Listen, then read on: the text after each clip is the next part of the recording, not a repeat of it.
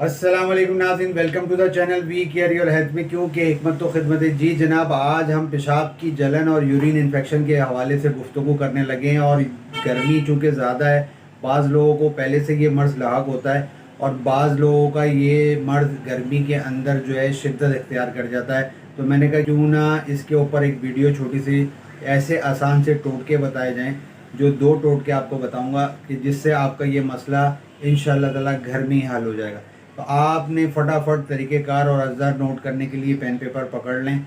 आपने लेना है जनाब एक जग, उसके अंदर आधा जग जो है पानी से भर लेना है और आधा जग आपने दूध से भर लेना है, यानी कच्ची लस्सी बना लेनी है। इसके अंदर आपने नमक नहीं डालना है। आपने लेना है जनाब कलमी शोरा। कलमी शोरा एक जड़ी बूटी है जो आपको पंसार से आराम से मिल जाएगी, चमकदार होती है।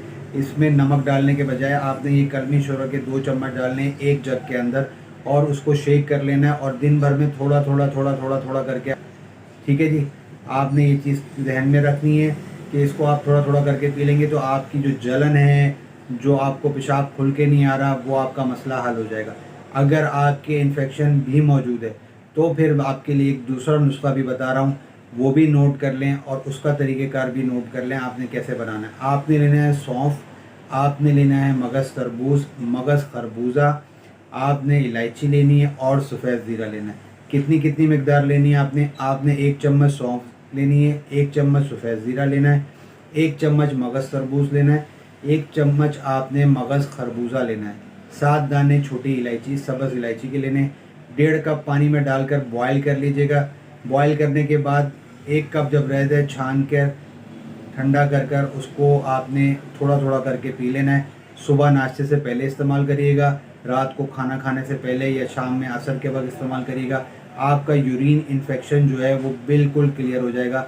और अगर जलन हो तो पहला वाला नुस्खा आप इस्तेमाल कर सकते हैं। खाने पीने में तंबाकू से थोड़ा परहेज़ करिएगा, आयरन वाली चीज़ों से थोड़ा परहेज़ करिएगा, ज़मीन के अंदर वाली जो चीज़ें, कच्चा प्याज हो गया और जो है कहते हैं आलू हो गए, इससे परहेज़ करिएगा। चावल से भी परहेज़ करिएगा, ठीक है जी।